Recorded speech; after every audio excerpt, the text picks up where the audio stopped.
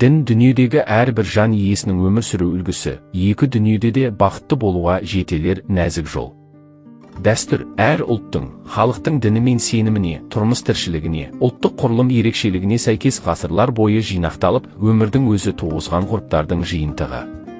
Әрбір ұлттың ұстанар діні, өзіндік ғұрпы, дәстүр сабақтастығымен бір ұлтты екінші ұлттан өзгешелейтін мінез-құлық ережесі және өмір сүру ерекшелігі болады.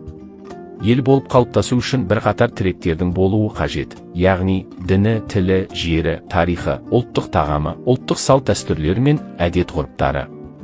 Біз өзіндік ділі, тамыры терең құндылықтары, сүйенер, қуаталар бай рухани мұрасы бар халықпыз. Діні мен дәстүрін бөліп жармай, бір белдеудің көлемінде ұстануды жөн көрген ата-бабаларымыздың діни дәстүрді қалыптастырғаны тарих беттерінде анық бейнеленген.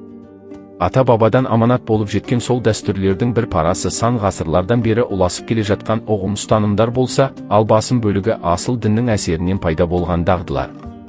Расында да белгілі бір қауымның қалыптасуы үшін алдымен ортақ тілі мен діні, тарихы мен салт дәстүрі, отаны болуы тиіс.